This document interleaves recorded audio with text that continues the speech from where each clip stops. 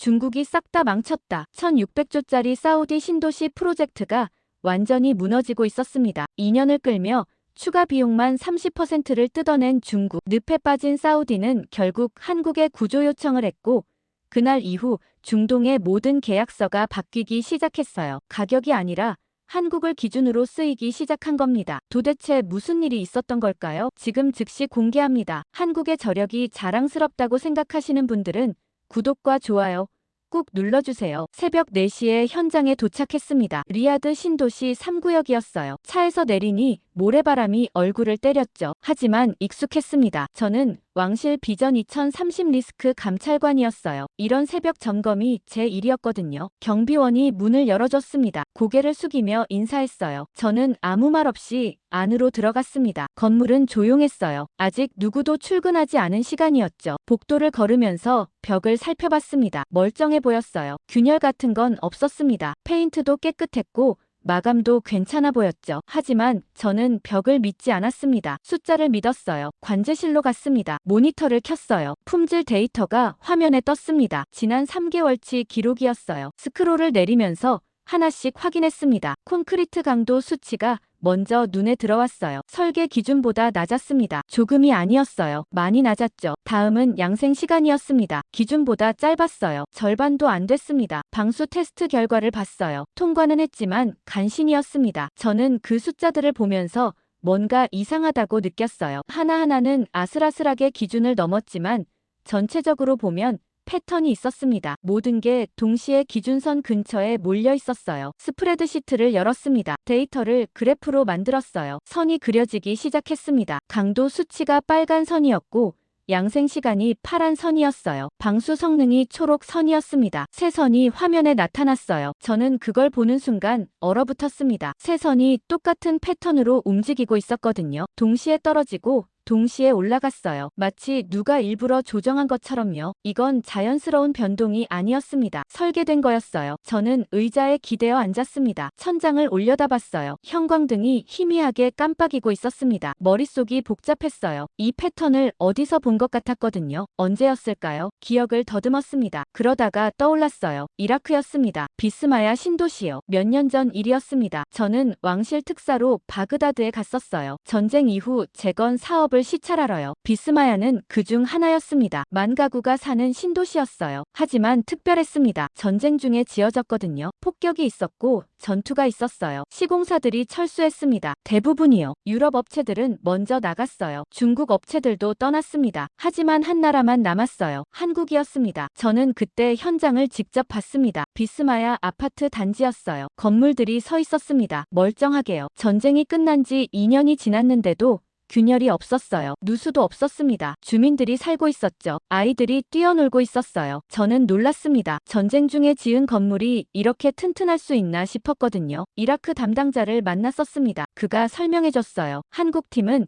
끝까지 남았다고 했습니다. 다른 나라들이 다 떠났을 때도 현장을 지켰다고 했어요. 폭탄이 떨어져도 공사를 멈추지 않았답니다. 저는 그게 믿기지 않았어요. 전쟁 중에 건설을 계속한다고요. 그게 가능한 일인가 싶었습니다. 담당자가 건물 하나로 저를 데려갔어요. 15층 아파트였습니다. 엘리베이터를 타고 옥상으로 올라갔어요. 거기서 도시 전체가 보였습니다. 담당자가 손으로 가리켰어요. 저 건물들 전부 한국이 지었다고 말했습니다. 2000호가 넘는다고 했어요. 전쟁 중에도 완공했다고 했습니다. 저는 그 광경을 보면서 생각했어요. 이게 진짜 기준이구나 싶었습니다. 전쟁 중에도 무너지지 않는 건물이요. 그게 한국 방식이었어요. 저는 그날 메모를 했었습니다. 노트에 적었어요. 비스마야 기준이라고 썼습니다. 전쟁 속에서도 지켜진 유일한 완공 사례라고 기록했죠. 그리고 한 줄을 더 적었습니다. 위기 시 최종 비교 대상으로 삼을 것이라고요. 이라크 담당자가 그때 한 말이 기억났습니다. 한국 사람들은 다르다고 했어요. 위험해도 약속을 지킨다고 말했습니다. 계약서에 적힌 날짜를 반드시 맞춘다고 했어요. 그게 그들의 방식이라고 설명했습니다. 저는 그 말을 듣고 고개를 끄덕였었죠. 하지만 그때는 그게 뭘 의미하는지 완전히 이해하지 못했어요. 지금 리야드 관제실에서 저는 그 노트를 떠올렸습니다. 비스마야 기준이요. 화면 속 그래프를 다시 봤어요. 세 개의 선이 기준선을 아슬아슬하게 넘나들고 있었습니다. 저는 중얼거렸어요. 이건 한국 기준을 벗어났다고요. 비스마야에서 봤던 것과 완전히 달랐습니다. 거기선 모든 수치가 기준을 훨씬 상회했었어요. 여유가 있었습니다. 안전 마진이라고 부르는 거였죠. 하지만 지금 제 앞에 데이터는 달랐어요. 간신히 통과하는 수준이었습니다. 마진이 없었어요. 이건 무너지기 직전이었습니다. 저는 파일을 하나 더 열었습니다. 계약서였어요. 2년 전에 체결한 거였습니다. 중국 시공사와요. 페이지를 넘기면서 읽었습니다. 공기는 3년이었어요. 예산은 왕실이 직접 보증했습니다. 품질 기준도 명시돼 있었죠. 국제 표준을 따른다고 적혀 있었습니다. 하지만 지금 데이터는 그 기준을 아슬아슬하게만 맞추고 있었어요. 왜 그럴까요? 저는 의문이 들었습니다. 중국은 기술이 있는 나라였어요. 대형 프로젝트를 많이 해봤습니다. 왜 이렇게 아슬아슬하게 하는 걸까요? 일부러 그러는 건가 싶었어요. 창밖을 봤습니다. 동이 트기 시작했어요. 사막 위로 붉은 빛이 퍼지고 있었습니다. 건물 그림자가 모래 위에 길게 늘어졌어요. 멀리서 공사 소음이 들렸습니다. 작업자들이 출근하는 시간이었어요. 크레인이 움직이기 시작했고 트럭들이 현장으로 들어왔습니다. 저는 노트북을 닫았습니다. 일어섰어요. 현장으로 가야 했습니다. 숫자만 봐서는 안 됐어요. 직접 확인해야 했죠. 복도를 걸어 나왔습니다. 엘리베이터를 탔어요. 1층으로 내려갔습니다. 밖으로 나오니 햇빛이 눈부셨어요. 손으로 가렸습니다. 공사장 쪽으로 걸어갔어요. 인부들이 작업하고 있었습니다. 콘크리트 믹서 소리가 시끄러웠어요. 저는 현장 소장을 찾았습니다. 왕이라는 중국인이었어요. 그가 헬멧을 쓰고 서 있었습니다. 도면을 보고 있었어요. 제가 다가가니 고개를 들었습니다. 아침 일찍 오셨네요. 왕이 말했습니다. 저는 대답했어요. 데이터 좀 확인하러 왔다고요. 왕의 표정이 굳었습니다. 무슨 데이터요? 그가 물었어요. 저는 말했습니다. 품질 수치가 좀 이상하더라고요. 기준선을 아슬아슬하게 맞추고 있던데요. 왕이 웃었습니다. 걱정 마세요.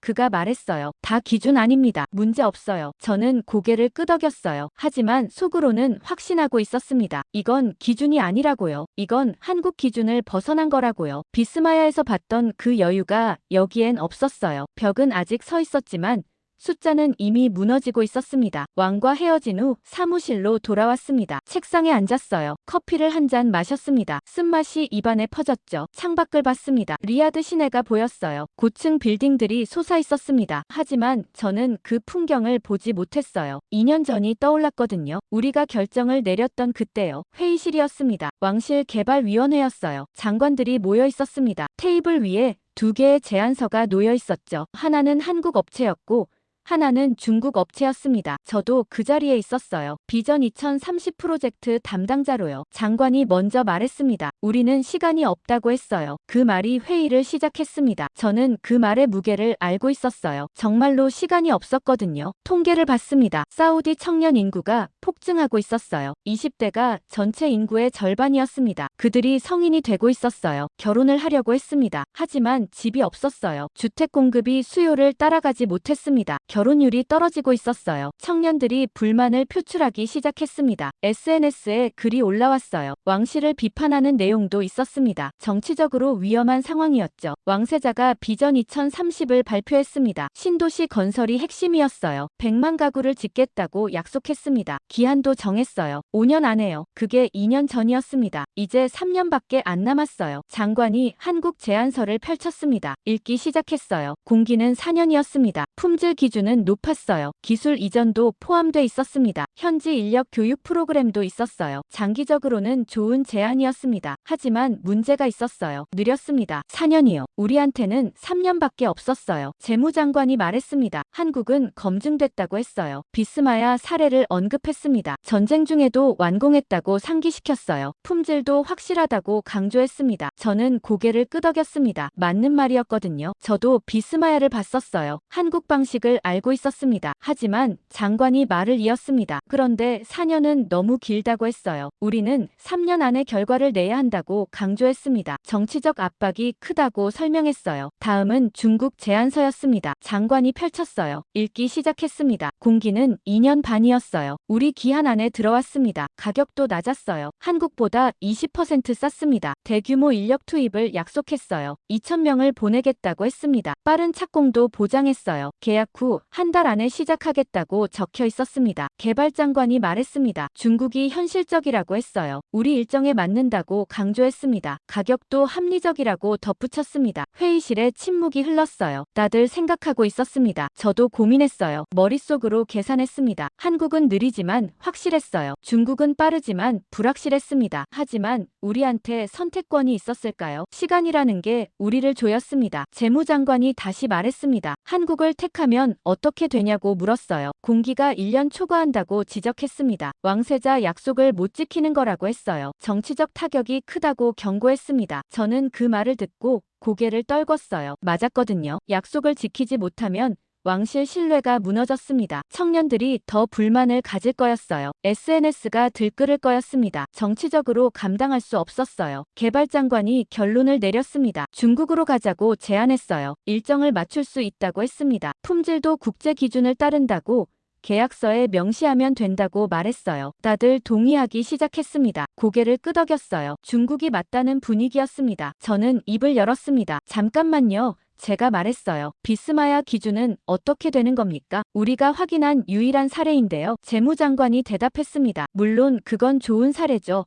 그가 말했어요. 하지만 지금 상황이 다릅니다. 시간이 없어요. 이상적인 선택을 할 여유가 없다고 했습니다. 개발장관도 거들었습니다. 중국도 충분히 검증됐다고 했어요. 아프리카에서 많은 프로젝트를 했다고 언급했습니다. 기술력은 문제없다고 단언했어요. 저는 반박하고 싶었습니다. 하지만 할 말이 없었어요. 시간이라는 현실 앞에서요. 우리는 정말 급했거든요. 청년들이 기다리고 있었습니다. 왕세자가 약속했어요. 정치적 압박이 거셌습니다. 느린 완벽보다 빠른 완공이 필요했어요. 장관이 투표를 제안했습니다. 손을 들어달라고 했어요. 중국을 지지하는 사람요. 손이 올라가기 시작했습니다. 하나 둘 셋이요. 과반을 넘었어요. 저는 손을 들지 않았습니다. 하지만 결정은 났어요. 중국으로 가기로 했습니다. 장관이 선언했습니다. 그럼 중국과 계약 진행하겠다고 했어요. 빠르게 추진하라고 지시했습니다. 회의가 끝났어요. 사람들이 일어났습니다. 복도로 나갔어요. 저는 자리에 남아 있었습니다. 테이블 위에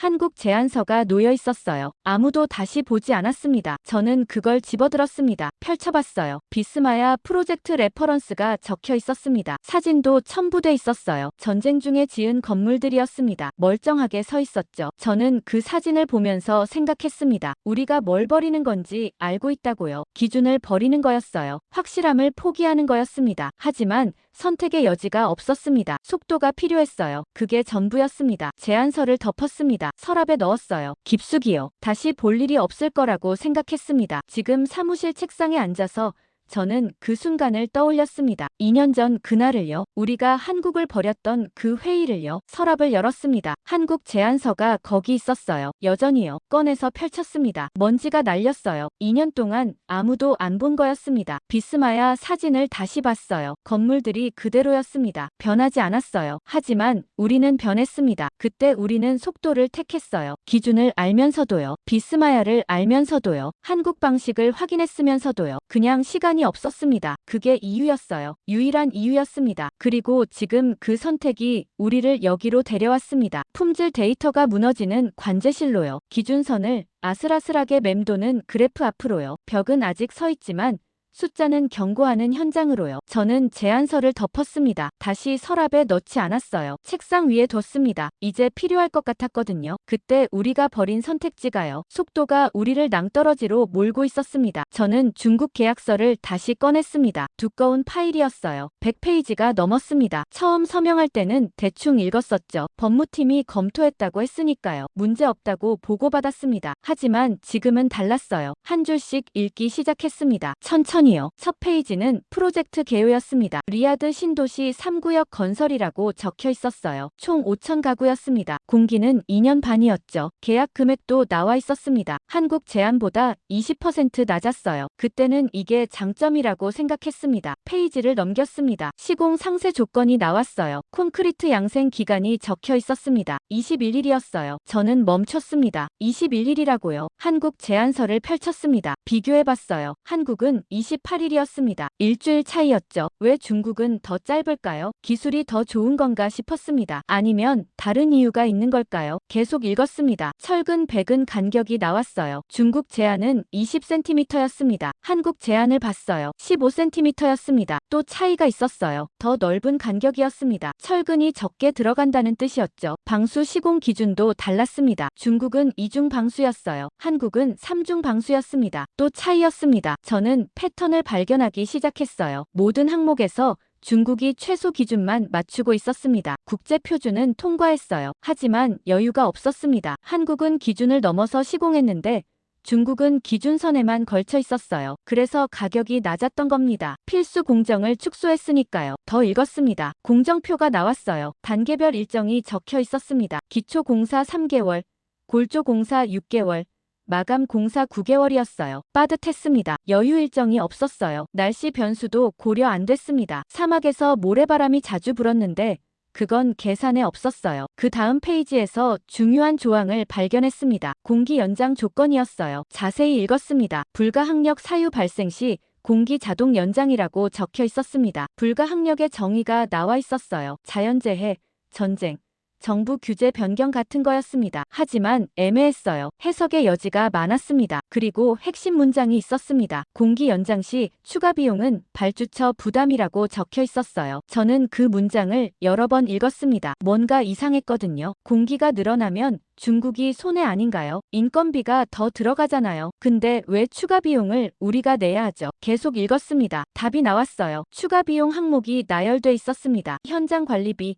장비 유지비, 인력 대기 비용 같은 거였어요. 하루에 얼마씩 청구한다고 적혀 있었습니다. 계산해봤습니다. 한 달 연장되면 추가로 얼마가 나올까요? 숫자를 두드렸어요. 엄청났습니다. 원래 계약 금액의 10%가 넘었어요. 저는 그제야 이해했습니다. 이게 구조였어요. 저가로 수주합니다. 필수 공정을 축소해요. 여유를 없앱니다. 그러면 어떻게 될까요? 문제가 생깁니다. 날씨든 품질이든 뭔가 걸려요. 그럼 공기가 연장됩니다. 추가 비용이 청구돼요. 결국 총액은 원래 예상보다 높아집니다. 하지만 계약은 이미 체결됐어요. 우리는 빠져나갈 수 없었습니다. 지연될수록 비용이 늘어났어요. 이건 버그가 아니었습니다. 설계된 시스템이었어요. 더 찾아봤습니다. 실제 진행 기록을 확인했어요. 지난 2년간의 공정표였습니다. 예정과 실제를 비교했어요. 첫 달부터 차이가 났습니다. 기초공사가 3개월 계획이었는데 4개월 걸렸어요. 한 달 지연됐습니다. 이유가 적혀 있었어요. 집안조사 추가 필요였습니다. 골조공사도 6개월 계획인데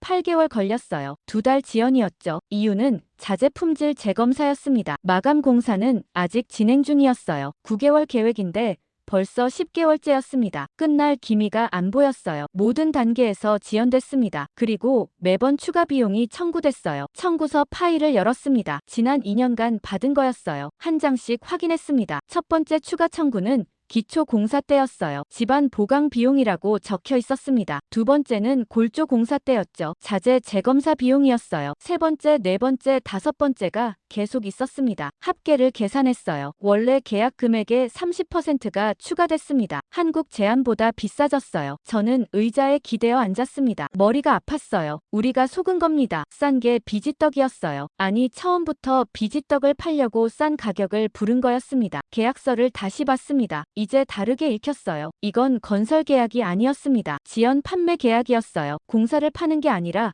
시간을 팔고 있었습니다. 늘어나는 공기를 상품으로 만든 거였죠. 우리는 도시를 산 게 아니었습니다. 끝나지 않는 미래를 산 거였어요. 전화가 울렸습니다. 재무부에서 온 거였어요. 또 추가 청구서가 왔다고 했습니다. 이번 달 치라고 했어요. 저는 한숨을 쉬었습니다. 얼마냐고 물었어요. 답이 왔습니다. 지난달보다 많았어요. 끊었습니다. 창밖을 봤어요. 공사장이 보였습니다. 크레인이 움직이고 있었어요. 천천히요. 왜 천천히 할까요? 이제 알았습니다. 빨리 끝내면 돈이 안 되니까요. 늦을수록 청구서가 나가니까요. 지연이 곧 수익이었습니다. 우리는 늪에 빠진 겁니다. 빠져나오려 발버둥 칠수록 더 깊이 들어가는 늪이요. 계약서가 그 늪이었어요. 처음부터 설계된 거였습니다. 실패가 아니었어요. 의도된 결과였습니다. 저는 책상 위에 한국 제안서를 다시 봤습니다. 거기는 이런 조항이 없었어요. 공기 준수 위약금이 있었습니다. 늦으면 중국이 벌금을 내는 구조였죠. 반대였어요. 지연하면 손해였습니다. 그래서 한국은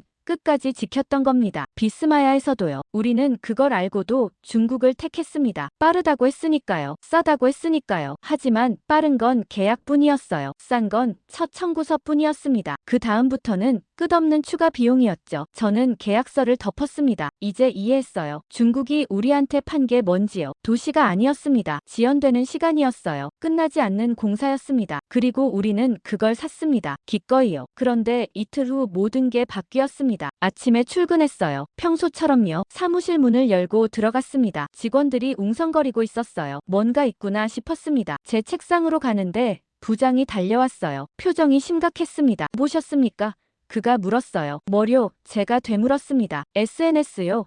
그가 말했어요. 난리 났습니다. 저는 휴대전화를 꺼냈습니다. 트위터를 열었어요. 타임라인이 이상했습니다. 같은 영상이 계속 올라오고 있었거든요. 영상을 눌렀습니다. 재생됐어요. 누군가 아파트 안을 찍고 있었습니다. 리야드 신도시였어요. 우리 프로젝트였습니다. 카메라가 천장을 비췄어요. 물이 떨어지고 있었습니다. 뚝뚝 소리가 들렸어요. 바닥에 웅덩이가 생겼습니다. 목소리가 들렸어요. 남자였습니다. 이게 새 아파트라고 말했어요. 왕세자가 약속한 집이라고 했습니다. 근데 비도 안 오는데 샌다고 소리쳤어요. 사막에서 누수라니요.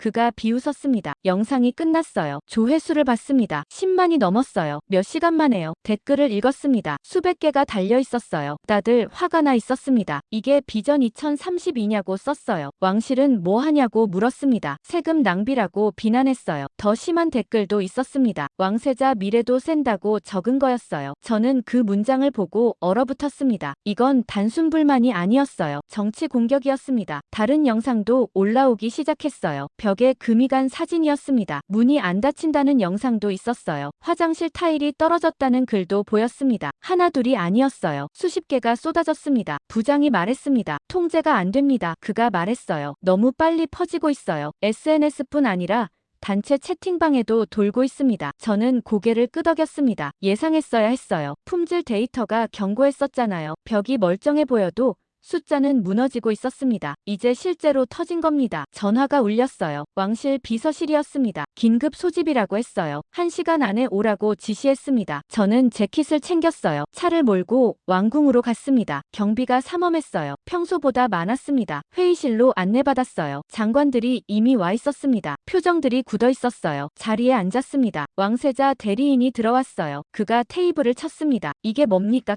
그가 소리쳤어요. SNS가 난리인데 아무도 보고 안 했습니까? 개발장관이 대답했습니다. 죄송합니다. 그가 말했어요. 현장 점검 중이었습니다. 심각성을 파악 못했습니다. 대리인이 휴대전화를 던졌어요. 테이블 위에 떨어졌습니다. 파악을 못했다고요? 그가 말했어요. 전 국민이 보고 있는데요. 왕세자 이름이 거론되고 있습니다. 이게 기술 문제입니까? 정권 문제예요. 회의실이 조용해졌습니다. 다들 고개를 숙였어요. 대리인이 저를 봤습니다. 당신이 감찰관 아닙니까? 그가 물었어요. 왜 사전에 못 막았습니까? 저는 대답했습니다. 보고는 올렸습니다. 제가 말했어요. 품질 데이터가 위험 수준이라고 경고했었습니다. 대리인이 따졌습니다. 그럼 왜 조치가 없었습니까? 그가 말했어요. 개발장관이 끼어들었습니다. 중국 측이 기준은 통과한다고 했습니다. 그가 설명했어요. 국제 표준 아니라고 보증했습니다. 대리인이 비웃었습니다. 기준이요? 그가 말했어요. 지금 물 새는데 기준이 무슨 소용입니까? 국민들은 기준 따위 모릅니다. 집이 성한지 안 성한지만 봐요. 맞는 말이었습니다. 우리는 숫자에 갇혀 있었어요. 기준선만 봤습니다. 하지만 사람들은 달랐어요. 눈에 보이는 걸 믿었습니다. 물이 새면 불량이었어요. 금이 가면 위험이었습니다. 아무리 기준을 통과해도 소용없었어요. 대리인이 물었습니다. 언제 끝납니까? 그가 말했어요. 원래 계획이 2년 반 아닙니까? 벌써 2년 지났는데요. 개발장관이 답했습니다. 중국 측과 협의 중입니다. 그가 말했어요. 추가 시간이 필요하다고 합니다. 얼마나요? 대리인이 물었어요. 장관이 머뭇거렸습니다. 6개월에서 1년 정도라고요. 그가 조심스럽게 말했어요. 대리인이 소리쳤습니다. 1년이요? 그가 말했어요. 그럼 총 3년 반이 되지 않습니까? 원래 약속은 2년 반이었어요. 6개월도 아니고 1년이나 더 걸린다고요. 왕세자가 뭐라고 하시겠습니까? 저는 말했습니다. 문제가 있습니다. 제가 끼어들었어요. 중국 측 계약 구조상 지연될수록 그들이 이득입니다. 추가 비용을 우리가 부담하게 돼 있어요. 대리인이 저를 쳐다봤습니다. 무슨 뜻입니까? 그가 물었어요. 저는 설명했습니다. 계약서를 분석했습니다. 제가 말했어요. 지연이 곧 수익인 구조예요. 빨리 끝낼 이유가 없습니다. 오히려 늦출수록 돈이 됩니다. 회의실에 충격이 퍼졌어요. 재무장관이 물었습니다. 그게 정말입니까? 그가 말했어요. 저는 고개를 끄덕였습니다. 지난 2년간 추가 청구가 원 계약의 30%입니다. 제가 보고했어요. 앞으로 더 늘어날 겁니다. 대리인이 책상을 쳤습니다. 그럼 우리가 당한 겁니까? 그가 소리쳤어요. 아무도 대답 못했습니다. 사실이었으니까요. 우리는 속았어요. 싼 가격에 현혹됐습니다. 빠른 공기에 넘어갔어요. 하지만 실제로는 비싸고 느렸습니다. 대리인이 물었습니다. 중국 측 입장은 뭡니까? 그가 말했어요. 개발장관이 대답했습니다. 조건 변경을 요구합니다. 그가 말했어요. 어떤 조건이요? 대리인이 물었습니다. 장관이 서류를 펼쳤어요. 읽기 시작했습니다. 추가 예산 승인, 공기 연장 공식 인정, 품질 기준 재조정이었어요. 대리인이 비웃었습니다. 품질 기준 재조정이요? 그가 말했어요. 더 낮추겠다는 겁니까? 이미 물 새는데요. 장관이 난처한 표정을 지었어요. 중국 측 설명으로는 현실적 조정이라고 합니다. 그가 말했어요. 사막 환경을 고려해야 한다고 하더군요. 저는 그 말을 듣고 화가 났습니다. 사막 환경이라고요. 비스마야도 사막이었어요. 이라크 바그다드도 사막입니다. 한국은 거기서 해냈어요. 환경 핑계가 아니었습니다. 실력 문제였어요. 아니 의지 문제였습니다. 대리인이 선언했습니다. 조건 변경 없습니다. 그가 말했어요. 원래 계약대로 끝내라고 하세요. 개발장관이 말했습니다. 그럼 중국이 철수할 수도 있습니다. 그가 경고했어요. 대리인이 물었습니다. 철수하면 어떻게 됩니까? 그가 말했어요. 장관이 대답했습니다. 프로젝트가 중단됩니다. 그가 말했어요. 다른 업체를 찾아야 해요. 시간이 더 걸립니다. 대리인이 한숨을 쉬었습니다. 그러니까 진퇴양난이군요. 그가 말했어요. 조건 들어주면 끝도 없고 안 들어주면 중단이고요. 아무도 대답 못했습니다. 맞았으니까요. 우리는 늪에 빠졌어요. 중국이 파놓은 늪에요. 빠져나갈 방법이 안 보였습니다. 회의가 끝난 후 저는 사무실로 돌아왔습니다. 하지만 일이 손에 잡히지 않았어요. 계속 생각했습니다. 대안이 없을까요? 중국 말고 다른 선택지는요? 팀원을 불렀습니다. 자료를 준비하라고 했어요. 글로벌 건설사 리스트요. 중동에서 프로젝트 경험이 있는 곳들이요. 며칠 후 보고서가 올라왔습니다. 두꺼운 파일이었어요. 주요 업체들이 정리돼 있었습니다. 미국, 유럽, 일본, 한국이 나와 있었어요. 저는 미국부터 살펴봤습니다. 당연했어요. 미국은 세계 최대 건설 시장이었으니까요. 베크텔이라는 회사가 있었습니다. 미국 최대 건설사였어요. 자본력이 엄청났습니다. 수십조 규모 프로젝트를 다뤘어요. 법률 시스템도 탄탄했습니다. 계약 분쟁에 강했어요. 중동 경험도 있었습니다. 사우디에서 정유시설을 지었더군요. 좋아 보였습니다. 하지만 프로젝트 리스트를 보다가 멈췄어요. 뭔가 이상했습니다. 정유시설, 발전소, 항만 같은 게 많았어요. 산업시설이었습니다. 근데 도시는 없었어요. 주거단지가 없었습니다. 다른 미국 회사들도 봤습니다. 플루어, KBR 같은 대형사들이요. 비슷했어요. 산업 프로젝트는 많은데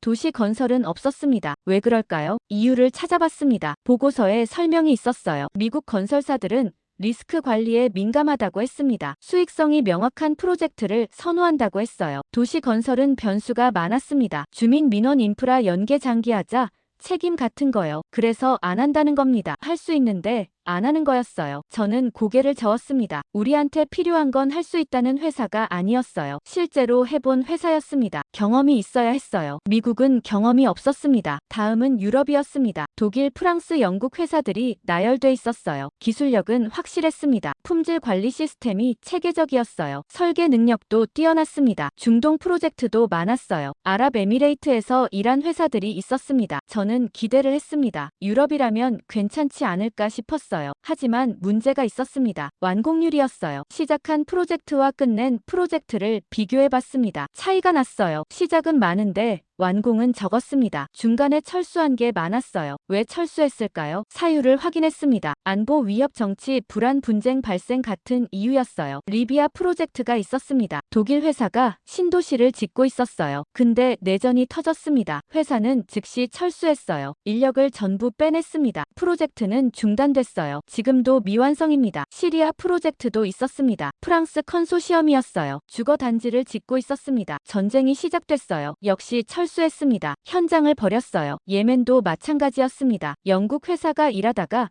분쟁이 생기자 떠났어요. 패턴이 보였습니다. 유럽 회사들은 위험이 생기면 철수했어요. 당연한 거였습니다. 직원 안전이 우선이니까요. 본사가 결정하면 현장은 따를 수밖에 없었어요. 하지만 우리 입장에서는 달랐습니다. 철수하면 프로젝트가 중단됐어요. 다시 시작하려면 시간이 엄청 걸렸습니다. 저는 생각했습니다. 사우디가 완전히 안전한가요? 아니었어요. 중동이었습니다. 언제든 변수가 생길 수 있었어요. 예멘 국경이 가까웠습니다. 드론 공격도 있었어요. 완벽한 안전은 없었습니다. 그럼 유럽 회사를 쓰면 어떻게 될까요? 뭔가 생기면 또 철수할 겁니다. 우리만 남겨지는 거죠. 미완성 건물과 함께요. 저는 파일을 덮었습니다. 미국도 안 되고 유럽도 안 됐어요. 미국은 경험이 없었습니다. 유럽은 끝까지 안 했어요. 우리한테 필요한 게 뭘까요? 생각해봤습니다. 잘 짓는 회사가 아니었어요. 기술이 좋은 회사도 아니었습니다. 우리한테 필요한 건 끝까지 짓는 회사였어요. 망해도 완공하는 곳이요. 위험해도 안 떠나는 곳이었습니다. 그런 회사가 있을까요? 파일을 다시 펼쳤습니다. 한국 섹션을 봤어요. 여러 회사가 나열돼 있었습니다. 프로젝트 리스트를 확인했어요. 중동 프로젝트가 많았습니다. 리비아, 이라크, 아랍에미레이트, 카타르 같은 곳이요. 완공률을 봤습니다. 높았어요. 거의 100%였습니다. 시작한 프로젝트를 다 끝냈더군요. 중단된 게 거의 없었어요. 이상했습니다. 같은 지역인데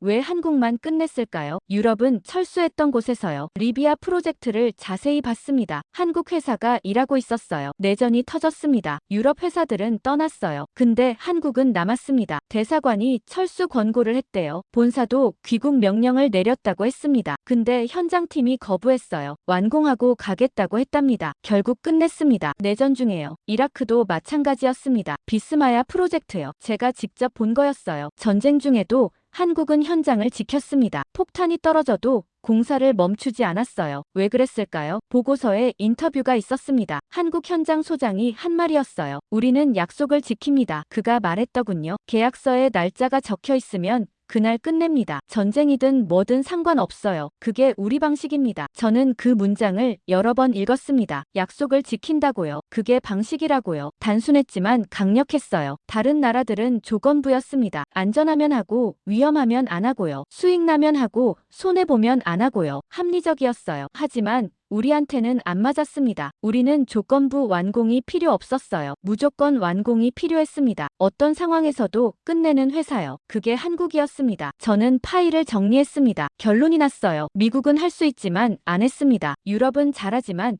끝까지 안 했어요. 한국은 위험해도 끝냈습니다. 우리한테 필요한 건 세 번째였어요. 기술이 아니라 의지였습니다. 품질이 아니라 완공이었어요. 잘 짓는 나라가 아니라 망해도 끝까지 짓는 나라였습니다. 그 조건을 만족한 곳은 하나뿐이었어요. 저는 책상 서랍을 열었습니다. 2년 전에 넣어뒀던 한국 제안서가 있었어요. 먼지를 털고 꺼냈습니다. 표지를 봤어요. 여전히 초록색이었습니다. 펼쳤습니다. 비스마야 사진이 나왔어요. 전쟁 중에 지은 건물들이요. 여전히 서 있는 그 건물들이요. 저는 그 사진을 한참 들여다봤습니다. 이게 답이구나 싶었어요. 우리가 2년 전에 놓쳤던 답이요. 이제 다시 찾은 겁니다. 저는 한국 제안서를 들고 비서실로 갔습니다. 급했어요. 시간이 없었습니다. 비서실장을 만났어요. 긴급 보고가 있다고 했습니다. 그가 저를 안으로 들였어요. 문을 닫았습니다. 뭡니까? 그가 물었어요. 저는 제안서를 테이블에 놓았습니다. 한국입니다.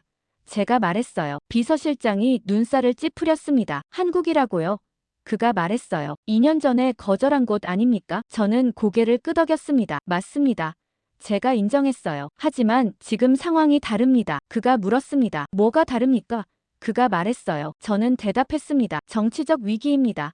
제가 말했어요. SNS가 들끓고 있습니다. 왕세자 이름이 거론되고 있어요. 이건 기술 문제가 아닙니다. 정권 문제예요. 비서실장의 표정이 변했어요. 정권 문제라고요? 그가 중얼거렸습니다. 저는 말을 이었습니다. 그래서 프로토콜을 발동해야 합니다. 제가 말했어요. 비스마야 프로토콜이요. 그 말에 비서실장이 멈칫했습니다. 눈이 커졌어요. 프로토콜이라고요?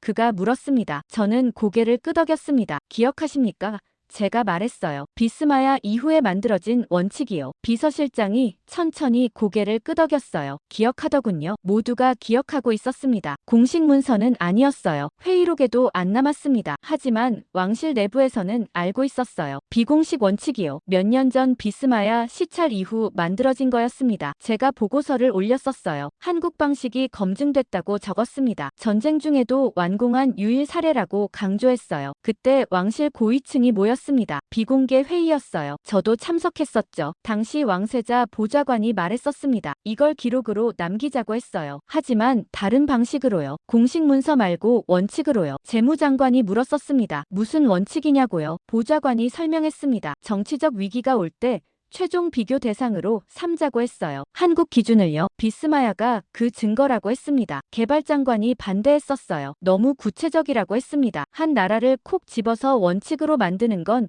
위험하다고 주장했어요. 외교 문제가 될 수 있다고 경고했습니다. 보좌관이 대답했었습니다. 그래서 비공식이라고 했어요. 문서화하지 않는 겁니다. 하지만 우리끼리는 알고 있는 거죠. 진짜 위기가 오면 뭘 기준으로 삼을지요. 저는 그때 메모했었습니다. 노트에 적었어요. 정치적 위기 시 한국 기준을 최종 비교선으로 삼는다고요. 프로토콜이라고 이름 붙였습니다. 비스마야 프로토콜이요. 공식 명칭은 아니었어요. 제가 붙인 이름이었습니다. 하지만 왕실 내부에서는 통했어요. 다들 그 의미를 알았습니다. 위기의 마지막 카드라는 걸요. 지금 비서실장 앞에서 저는 그 이름을 꺼낸 겁니다. 그가 한참 생각하더니 말했습니다. 그 프로토콜은 최후 수단 아닙니까? 그가 물었어요. 지금 그걸 쓸 만큼 심각합니까? 저는 대답했습니다. SNS를 보십시오.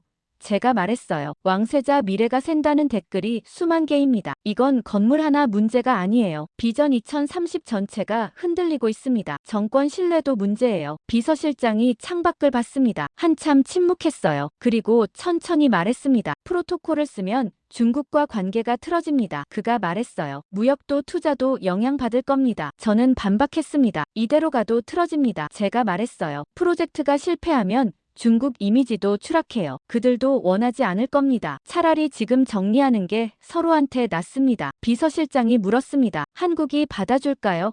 그가 말했어요. 2년 전에 거절당한 건데요. 저는 제안서를 펼쳤습니다. 마지막 페이지를 보여줬어요. 거기 문장이 하나 있었습니다. 본 제안은 2년간 유효하다고 적혀 있었어요. 아직 기한 아닙니다.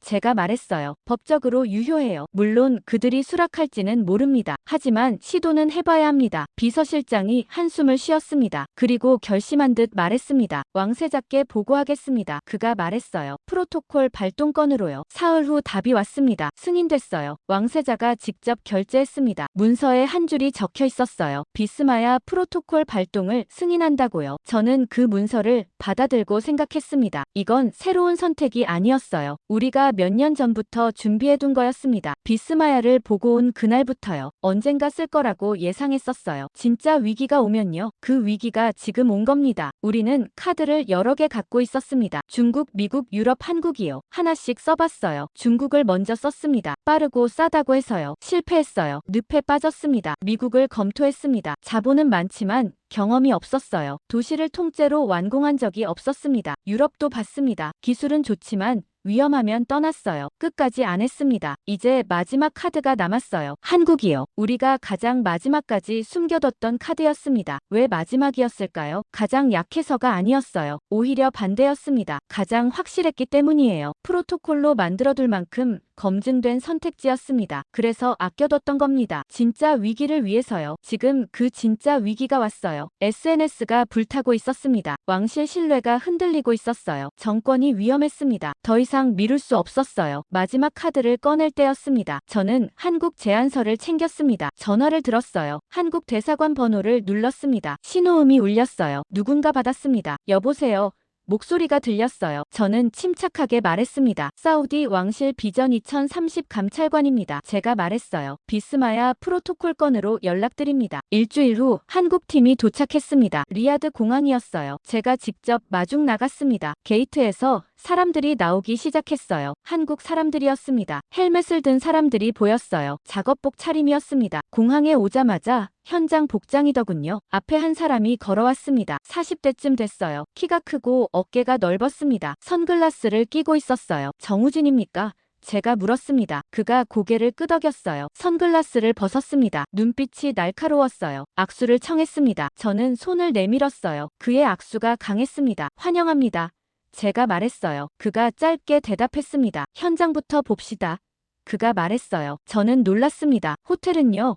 제가 물었어요. 짐은 어떻게 하고요? 정우진이 뒤를 돌아봤습니다. 팀원들한테 손짓했어요. 그들이 짐을 챙겼습니다. 호텔 가는 차에 실으라고 지시했어요. 그리고 저한테 말했습니다. 저는 현장 먼저입니다. 그가 말했어요. 차를 탔습니다. 저와 정우진이 뒤에 앉았어요. 기사가 출발했습니다. 리야드 신도시로 향했어요. 차 안에서 저는 서류 가방을 열었습니다. 보고서를 꺼냈어요. 현황 자료였습니다. 품질 데이터 공정표 문제점 정리 같은 거요. 이거 먼저 보시죠.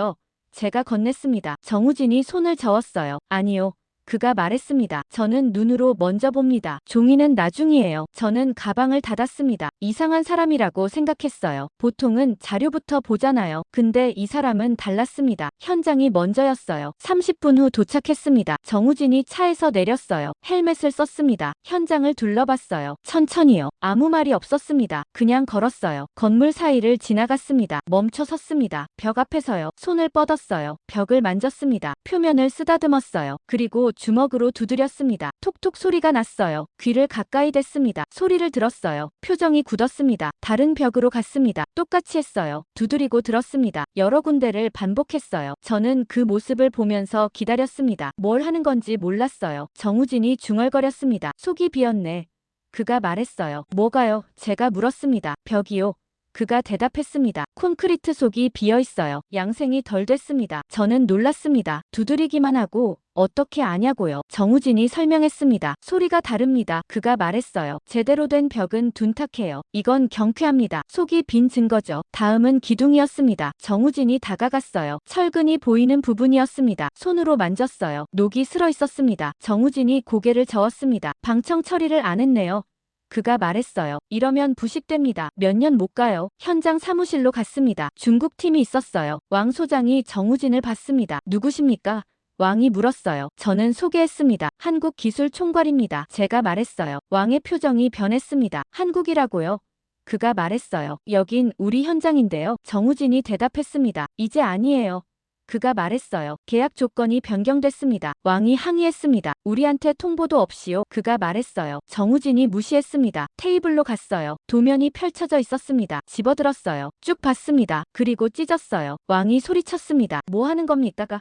그가 말했어요. 정우진이 대답했습니다. 이 도면대로 하면 안 됩니다. 그가 말했어요. 동선이 엉망이에요. 자재 동선, 인력 동선, 장비 동선이 꼬여 있습니다. 효율이 30% 떨어져요. 왕이 반박했습니다. 이대로 2년 했습니다. 그가 말했어요. 문제 없었어요. 정우진이 냉소했습니다. 문제 없다고요?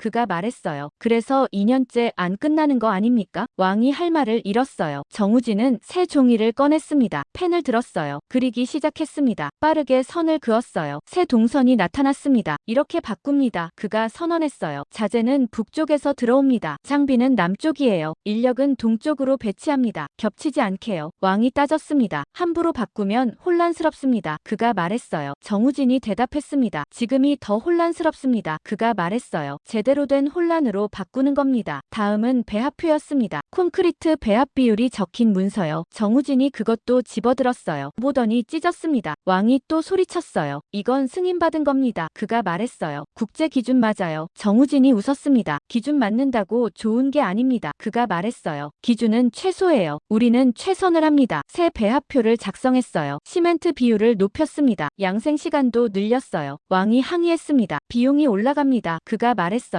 정우진이 쳐다봤습니다. 당신들은 비용만 생각합니까? 그가 물었어요. 품질은요? 왕이 입을 다물었습니다. 정우진은 현장을 나갔습니다. 밖으로요. 작업자들이 있었어요. 중국 인부들이었습니다. 일하고 있었어요. 정우진이 다가갔습니다. 작업을 멈추라고 손짓했어요. 사람들이 멈췄습니다. 뭐냐는 표정이었어요. 정우진이 말했습니다. 통역을 불렀어요. 제가 통역했습니다. 지금부터 방식이 바뀝니다. 정우진이 말했어요. 빨리 하는 게 아니라 제대로 하는 겁니다. 한 번에 끝내는 거예요. 다시 안 합니다. 작업자들이 웅성거렸습니다. 정우진이 계속 말했어요. 6개월 안에 뒤집겠습니다. 그가 선언했어요. 이 현장을요. 왕이 비웃었습니다. 6개월이요.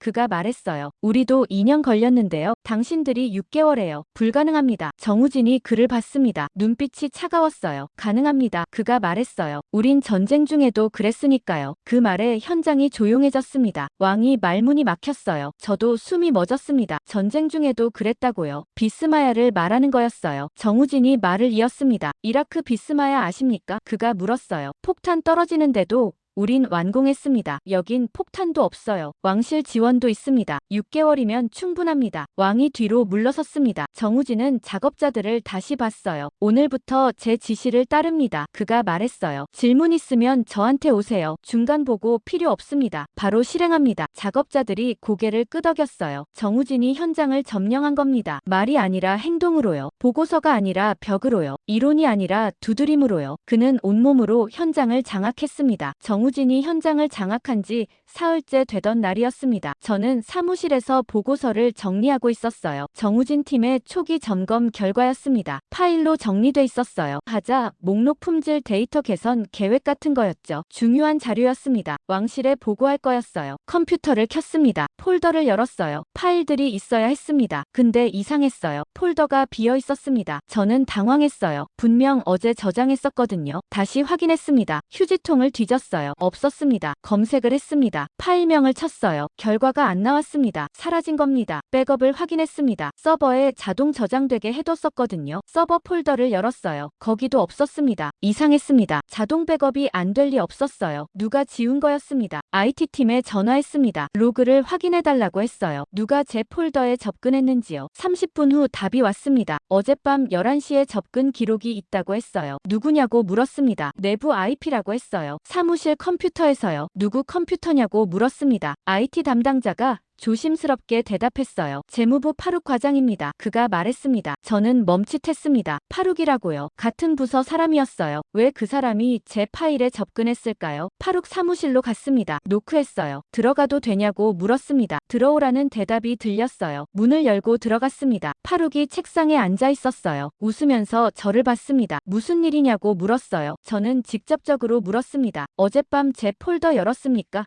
제가 말했어요. 파룩의 표정이 굳었습니다. 뭔 소리냐고 되물었어요. 저는 설명했습니다. 로그에 기록이 있다고 했어요. 당신 컴퓨터에서 접근했다고요. 파룩이 손을 내저었습니다. 차고일 겁니다. 그가 말했어요. 제가 왜 당신 파일을 열어요? 저는 따졌습니다. 차고면 파일이 사라지지 않습니다. 제가 말했어요. 백업까지 삭제됐어요. 이건 의도적입니다. 파룩이 일어섰습니다. 증거 있습니까? 그가 물었어요. 제가 지웠다는 증거요. 저는 대답 못했습니다. 직접적 증거는 없었어요. 로그만으로는 부족했습니다. 파룩이 웃었습니다. 증거 없으면 조심하세요. 그가 말했어요. 함부로 의심하지 마시고요. 저는 사무실을 나왔습니다. 뭔가 이상했어요. 파룩이 왜 그랬을까요? 이유를 생각했습니다. 그때 떠올랐어요. 파룩은 추가 비용 담당자였습니다. 중국 측 청구서를 검토하는 사람이었어요. 승인 서류에 도장을 찍었습니다. 지난 2년간 매달 그랬어요. 추가 청구가 올 때마다 파룩이 처리했습니다. 저는 파일을 뒤졌습니다. 파룩 관련 자료를 찾았어요. 추가 비용 내역이 있었습니다. 청구서 사본들이요. 하나씩 확인했습니다. 금액을 봤어요. 한 건당 수억씩이었습니다. 그리고 이상한 걸 발견했습니다. 청구 금액과 실제 지급 금액이 달랐어요. 청구는 10억인데 지급은 12억이었습니다. 차액이 있었어요. 그 돈은 어디로 갔을까요? 더 찾아봤습니다. 계좌 추적 자료가 있었어요. 지급 계좌 명단이요. 중국 회사 계좌가 있었습니다. 그리고 다른 계좌도 보였어요. 개인 계좌였습니다. 이름을 확인했어요. 파룩이었습니다. 리베이트였습니다. 파룩이 받고 있었어요. 추가 비용이 발생할 때마다 일정 비율을요. 구조가 보였습니다. 중국 측이 공기를 연장합니다. 추가 비용을 청구해요. 파룩이 승인합니다. 돈이 지급돼요. 일부가 파룩한테 돌아옵니다. 지연될수록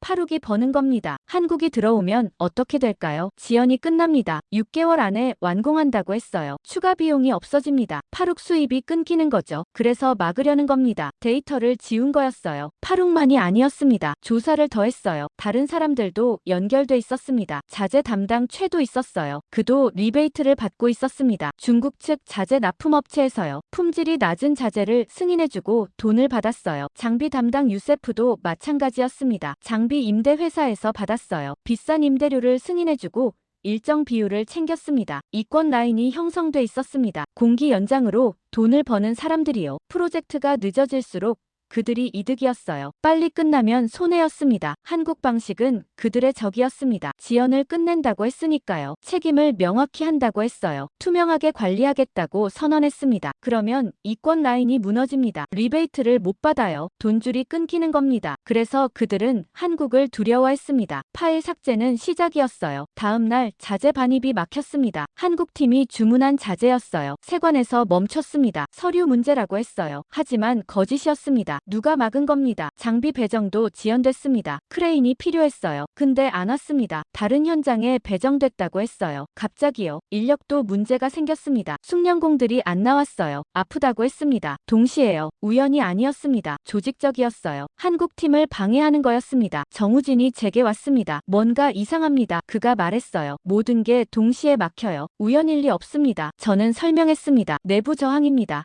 제가 말했어요. 이권 라인이 있어요. 당신들이 위협입니다. 정우진이 물었습니다. 누굽니까? 그가 말했어요. 저는 이름들을 댔습니다. 파룩, 최유세프 같은 사람들이요. 정우진이 고개를 끄덕였습니다. 예상했습니다.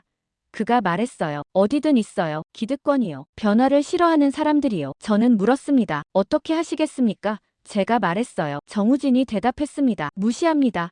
그가 말했어요. 상대 안 해요. 우리 방식대로 밀어붙입니다. 그들이 막으면 우회합니다. 자재가 막히면 다른 루트로 들여와요. 장비가 없으면 직접 들여옵니다. 인력이 부족하면 교육해서 씁니다. 어떻게든 합니다. 저는 걱정됐습니다. 너무 위험한 거 아니냐고요. 적을 만드는 거라고요. 정우진이 웃었습니다. 이미 적입니다. 그가 말했어요. 우리가 여기 온 순간부터요. 그들 돈줄을 끊으러 왔으니까요. 적대는 피할 수 없어요. 그럼 밀어붙이는 수밖에요. 저는 그의 눈을 봤습니다. 확신이 있었어요. 두려움이 없었습니다. 이 사람은 정말로 해낼 것 같았어요. 내부 저항에도 불구하고 그날 밤 저는 생각했습니다. 한국을 막으려는 사람들이 있다고요. 외부가 아니라 내부예요. 우리 조직 안에요. 그들은 한국이 두려웠습니다. 지연이 끝날까봐요. 책임이 명확해질까봐요. 돈줄이 끊길까봐요. 하지만 정우진은 물러서지 않았습니다. 오히려 더 밀어붙였어요. 그게 한국 방식이었습니다. 정우진이 밀어붙인 지 2주일이 지났습니다. 현장은 빠르게 변하고 있었어요. 새 동선이 작동했습니다. 자재가 효율적으로 들어왔어요. 작업 속도가 올라갔습니다. 눈에 보이게 달라지고 있었어요. 하지만 저항도 거세졌습니다. 파룩 라인이 계속 방해했어요. 서류를 지연시켰습니다. 승인을 미뤘어요. 하지만 정우진은 우회했습니다. 다른 루트를 찾았어요. 막히면 돌아갔습니다. 그렇게 계속 전진했어요. 어느 날 밤이었습니다. 저는 집에 있었어요. 텔레비전을 보고 있었습니다. 11시쯤 됐어요. 전화가 울렸습니다. 현장 경비였어요. 목소리가 떨리고 있었습니다. 큰일 났습니다. 그가 말했어요. 뭐가요? 제가 물었습니다. 드론이 떨어졌습니다. 그가 대답했어요. 공사장 근처에요. 저는 벌떡 일어났습니다. 다친 사람 있냐고 물었어요. 없습니다.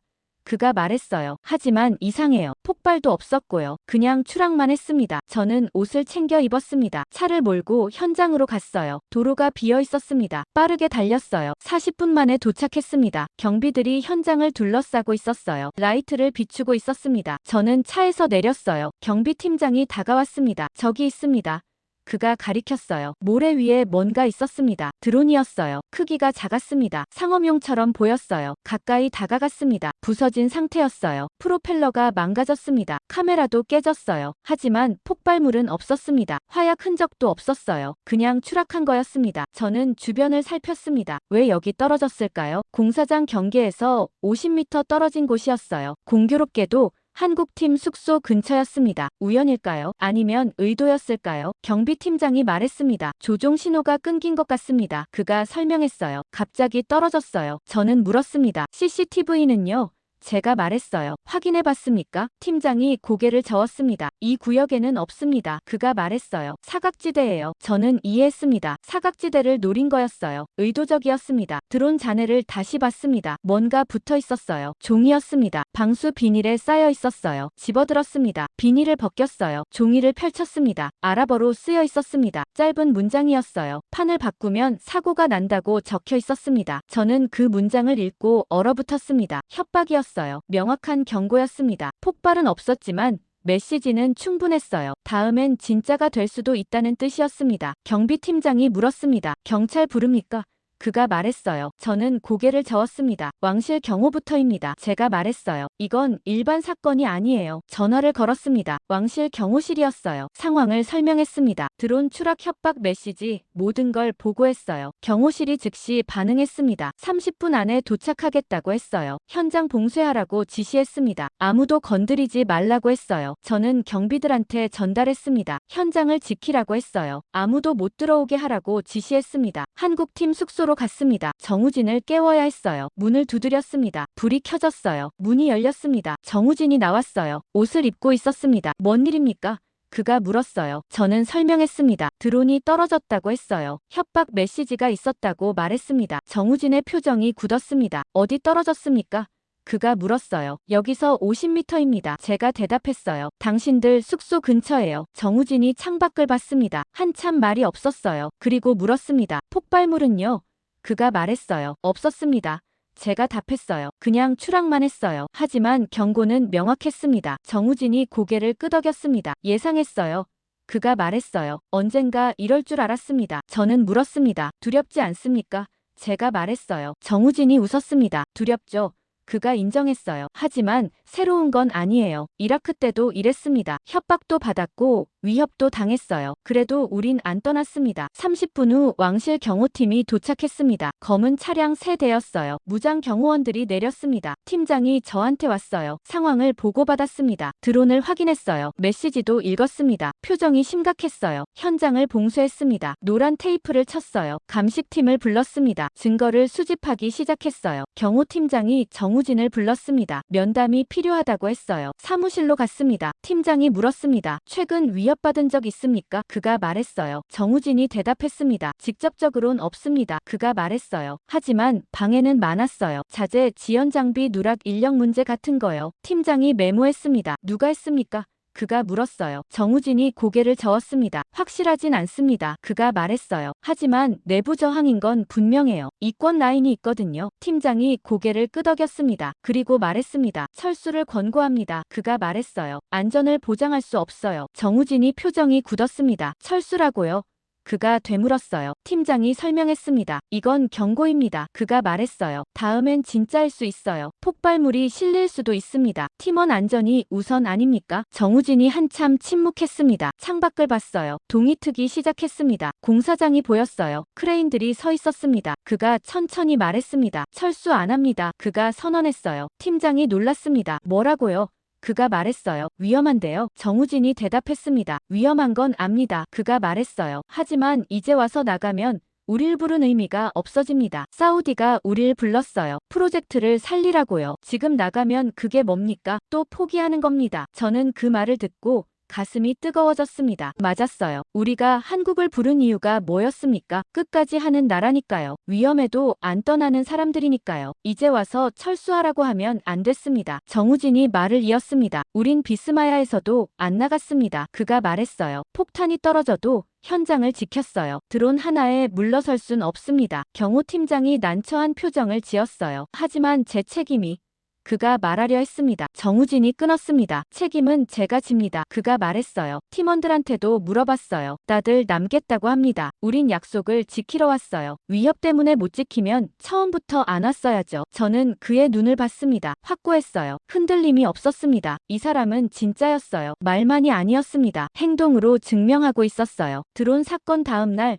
정우진이 회의를 소집했습니다. 한국팀 전원이 모였어요. 저도 배석했습니다. 정우진이 말했습니다. 방식을 바꾸겠습니다. 그가 선언했어요. 지금까지는 현장 시공이었어요. 콘크리트를 현장에서 부었습니다. 날씨에 영향받았어요. 모래바람 불면 멈췄습니다. 더우면 양생이 문제였어요. 밤에는 작업이 느렸습니다. 변수가 너무 많았어요. 방해도 쉬웠습니다. 자재를 막으면 공사가 멈췄어요. 인력을 빼면 지연됐습니다. 장비가 안 오면 중단됐어요. 우리는 현장에 의존하고 있었습니다. 정우진이 말을 이었습니다. 이제 현장에 맡기지 않겠습니다. 그가 말했어요. 공장을 세울 겁니다. 저는 놀랐습니다. 공장이라고요?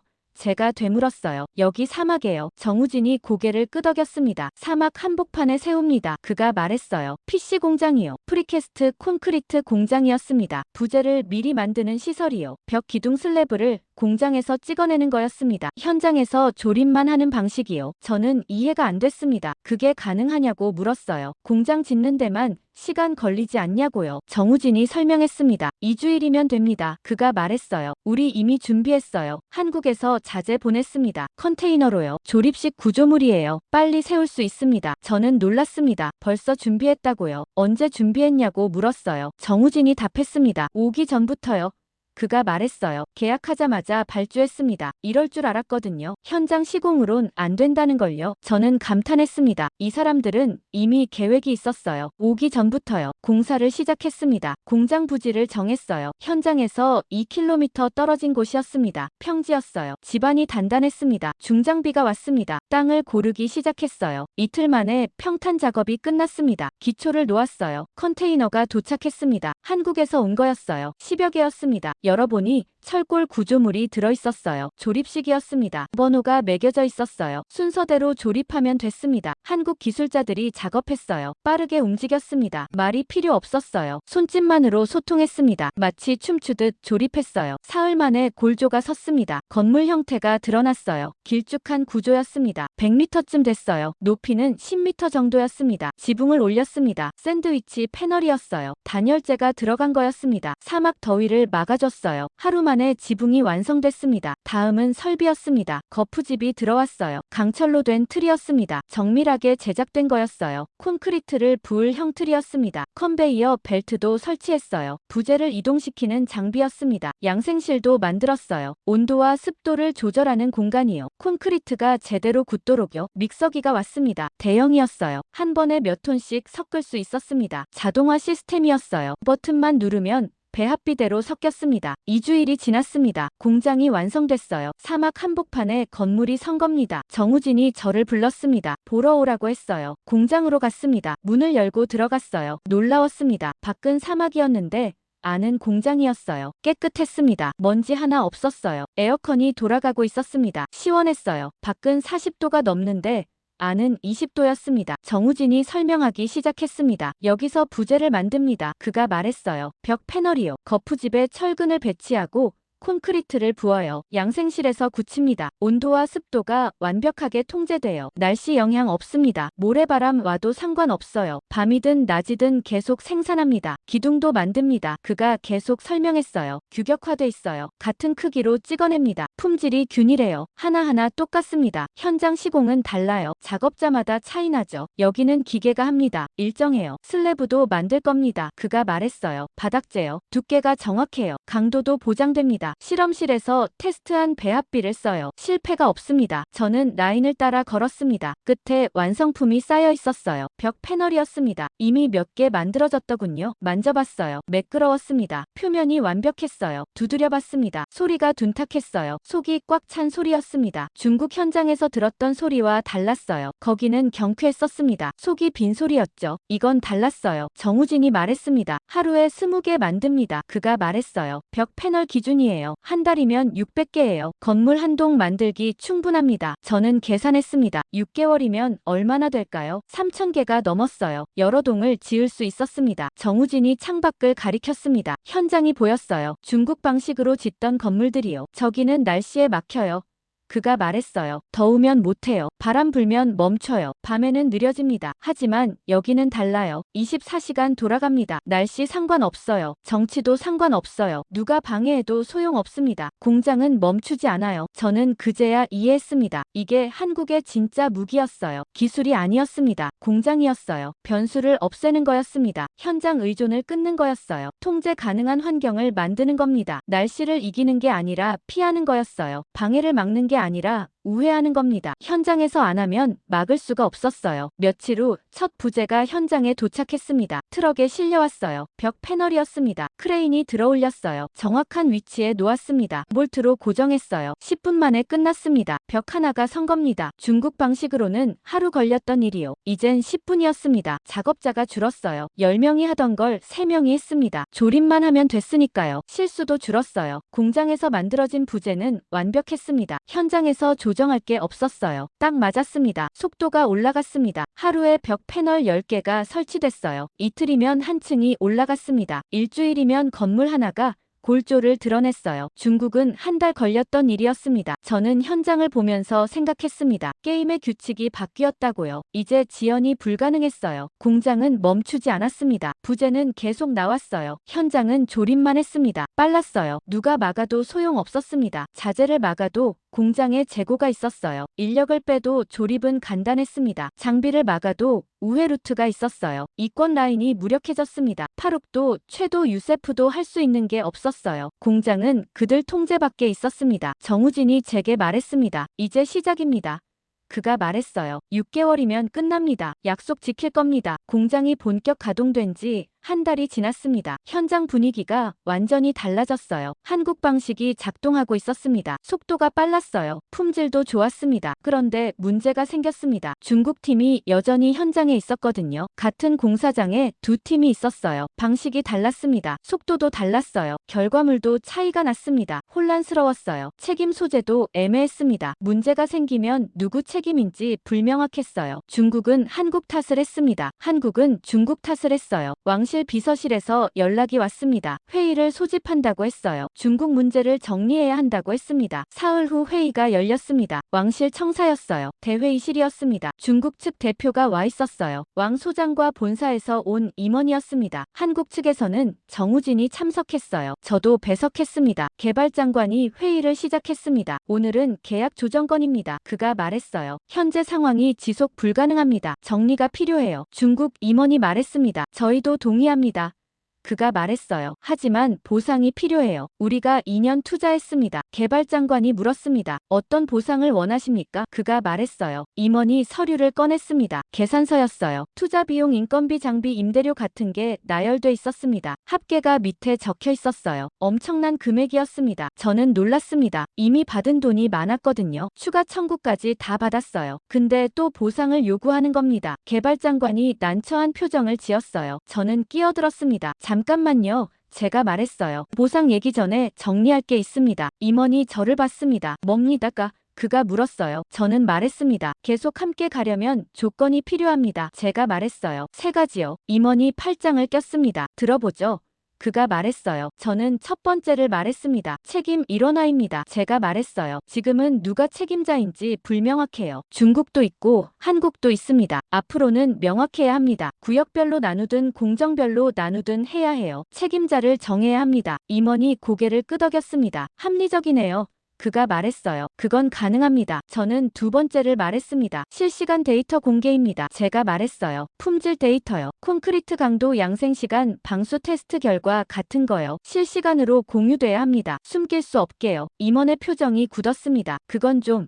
그가 망설였어요. 영업 비밀이 있습니다. 저는 반박했습니다. 영업 비밀이 아닙니다. 제가 말했어요. 품질 데이터예요. 발주처가 당연히 알아야 하는 정보입니다. 숨길 이유가 없죠. 있으면 문제 있는 겁니다. 임원이 할 말을 잃었어요. 저는 3번째를 말했습니다. 지연 페널티입니다. 제가 선언했어요. 약속한 공기를 못 지키면 벌금을 냅니다. 하루 지연당 얼마씩이요. 계약서에 명시합니다. 그리고 확실하게 집행해요. 임원이 벌떡 일어났습니다. 그건 불가능합니다. 그가 소리쳤어요. 현장은 변수가 많아요. 날씨도 있고 자재도 있고요. 다 통제 못합니다. 저는 차분하게 말했습니다. 한국은 통제합니다.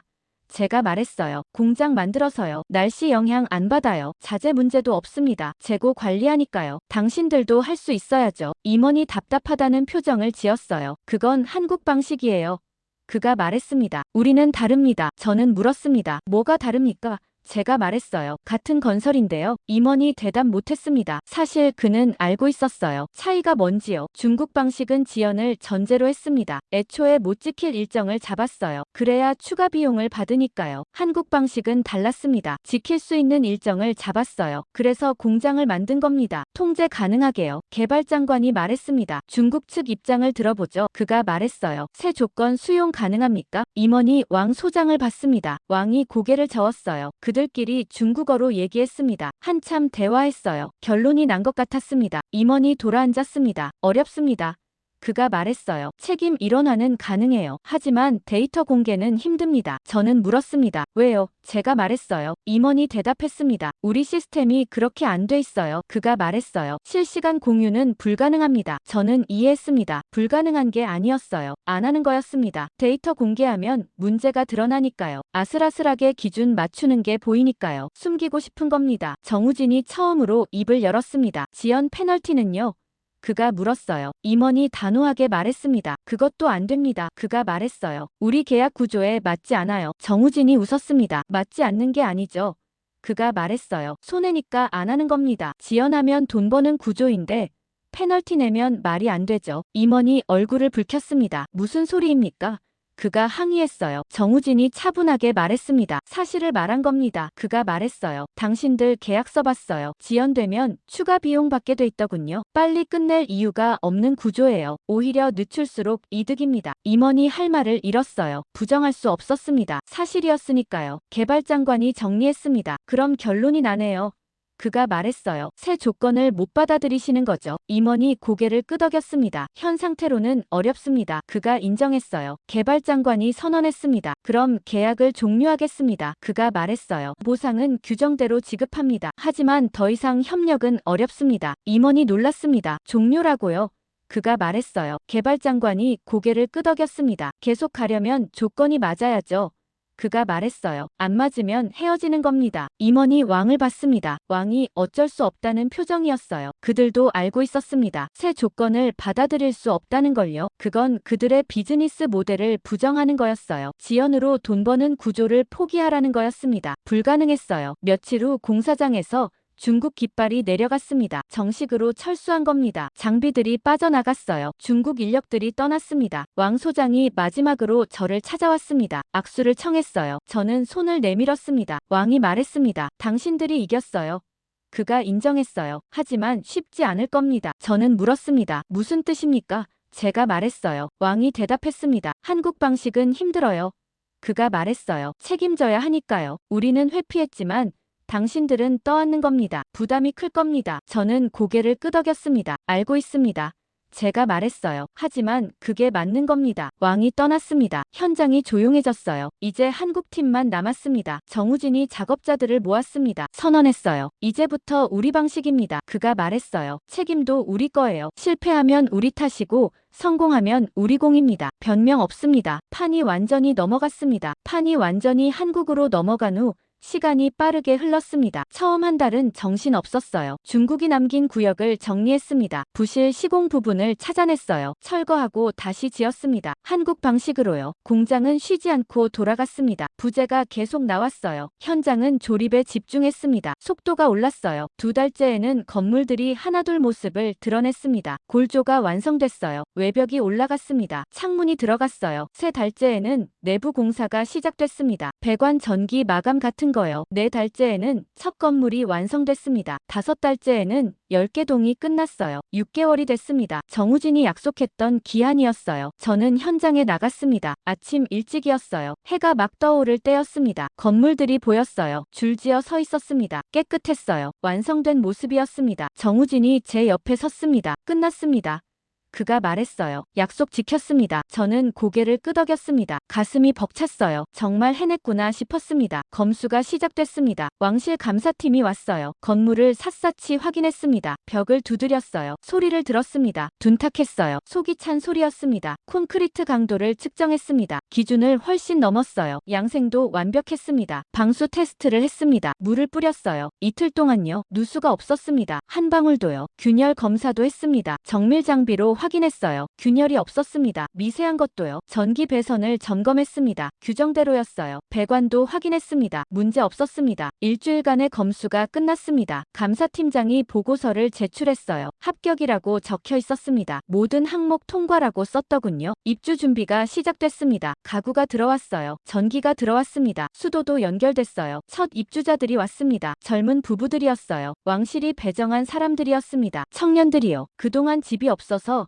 결혼 못했던 사람들이요. 그들이 열쇠를 받았습니다. 문을 열고 들어갔어요. 환호성이 들렸습니다. 좋아하는 소리였어요. 저는 그 소리를 들으면서 울컥했습니다. 이게 우리가 원한 거였어요. 사람들이 행복해하는 모습이요. 입주가 계속됐습니다. 매일 새 가족들이 왔어요. 짐을 날랐습니다. 아이들이 뛰어다녔어요. 웃음소리가 퍼졌습니다. 신도시의 생기가 돌았어요. 한 달 후 첫 결혼식이 열렸습니다. 신도시 커뮤니티 센터에서요. 한국팀이 지은 건물이었습니다. 저도 초대받았어요. 정우진도 왔습니다. 신랑이 인사했습니다. 감사합니다.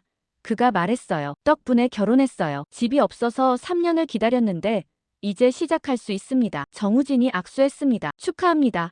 그가 말했어요. 행복하세요. 결혼식은 따뜻했습니다. 가족들이 모였어요. 친구들이 왔습니다. 축하가 이어졌어요. 저는 그 광경을 보면서 생각했습니다. 이게 진짜 완공이구나 싶었어요. 건물을 세우는 게 아니라 삶을 시작하게 하는 거였습니다. 왕세자가 방문한다는 연락이 왔습니다. 공식 준공식을 한다고 했어요. 2주일 후였습니다. 준비가 시작됐습니다. 무대를 만들었어요. 의자를 배치했습니다. 깃발을 달았어요. 준공식 날이 왔습니다. 왕세자가 도착했어요. 수행원들이 따라왔습니다. 언론도 왔습니다. 카메라가 여러 대였어요. 무대에 올랐습니다. 왕세자가 연설을 시작했어요. 오늘은 약속을 지킨 날입니다. 그가 말했습니다. 3년 전 저는 약속했어요. 청년들에게 집을 주겠다고요. 하지만 어려움이 있었습니다. 지연됐어요. 품질 문제도 생겼습니다. 국민 여러분이 실망했어요. 저도 괴로웠습니다. 하지만 포기하지 않았습니다. 방법을 찾았어요. 파트너를 바꿨습니다. 그리고 지금 여기 서 있습니다. 완공된 도시 앞에서요. 이 도시는 약속을 지킨 결과입니다. 사람들이 박수를 쳤어요. 왕세자가 한국팀을 가리켰습니다. 이분들이 해냈습니다. 그가 말했어요. 6개월 만에요. 불가능하다던 일을요. 어떻게 했을까요? 약속을 지키는 문화 때문입니다. 계약을 신성하게 여기는 정신이요. 저는 배웠습니다. 진짜 파트너가 뭔지요. 정우진이 무대로 올라갔습니다. 왕세자가 악수했어요. 감사합니다. 왕세자가 말했습니다. 정우진이 고개를 숙였어요. 저희 할 일 했습니다. 그가 답했습니다. 준공식이 끝났습니다. 사람들이 흩어졌어요. 저는 건물 옥상으로 올라갔습니다. 도시를 내려다봤어요. 건물들이 쭉 늘어서 있었습니다. 불이 켜지기 시작했어요. 저녁이었거든요. 하나둘 창문에 불이 들어왔습니다. 사람들이 집에 돌아온 거였어요. 요리하는 냄새가 났습니다. 아이들 소리가 들렸어요. 텔레비전 소리도 들렸습니다. 평범한 일상이었어요. 하지만 특별했습니다. 몇 달 전만 해도 없었던 풍경이니까요. 저는 생각했습니다. 한국이 해낸 게 뭘까요? 건물을 지은 게 아니었어요. 시간을 되돌려준 겁니다. 우리가 잃어버렸던 시간이요. 중국과 함께 낭비한 2년이요. 신뢰를 잃었던 시간이요. 그 시간을 한국이 되찾아줬습니다. 6개월 만에요. 불가능을 가능으로 바꿔줬어요. 약속을 현실로 만들어줬습니다. 그게 진짜 의미였어요. 며칠 후 왕실 회의가 있었습니다. 다음 프로젝트를 논의하는 자리였어요. 제2구역 건설이었습니다. 더 큰 규모였어요. 장관들이 모였습니다. 개발장관이 물었습니다. 이번엔 누구와 할까요? 그가 말했어요. 아무도 대답 안 했습니다. 다들 알고 있었거든요. 재무장관이 말했습니다. 한국 기준으로 봐야죠. 그가 말했어요. 다른 업체 제안을 받아도 한국과 비교해야 합니다. 속도, 품질, 책임 모든 면에서요. 다들 고개를 끄덕였습니다. 한국이 기준이 된 겁니다. 가격이 아니라요. 빠른 게 아니라요. 확실한 완공이요. 책임지는 자세요. 약속 지키는 문화가요. 저는 노트에 적었습니다. 오늘부터 중동의 발주선은 바뀐다고요. 한국을 기준으로 쓰인다고요. 그날 저녁 정우진과 저녁을 먹었습니다. 한국 음식점이었어요. 리야드에 새로 생긴 곳이요. 고기를 구우면서 얘기했습니다. 다음 프로젝트도 하시겠습니까? 제가 물었어요. 정우진이 웃었습니다. 당연하죠. 그가 말했어요. 이제 시작인데요. 저는 물었습니다. 힘들지 않았습니까? 제가 말했어요. 위협도 받고 방해도 받고요. 정우진이 고개를 저었습니다. 익숙해요. 그가 말했어요. 어디 가든 비슷해요. 기득권이 있고 저항이 있죠. 하지만 우리는 밀고 나갑니다. 약속했으니까요. 저는 그의 눈을 봤습니다. 흔들림이 없었어요. 이 사람들은 진짜였습니다. 집으로 돌아왔습니다. 창밖을 봤어요. 신도시 불빛이 보였습니다. 반짝이고 있었어요. 저는 확신했습니다. 우리가 선택을 바꾼 게 아니라고요. 기준을 되찾은 거라고요. 비스마야에서 봤던 그 기준이요. 이제 그게 우리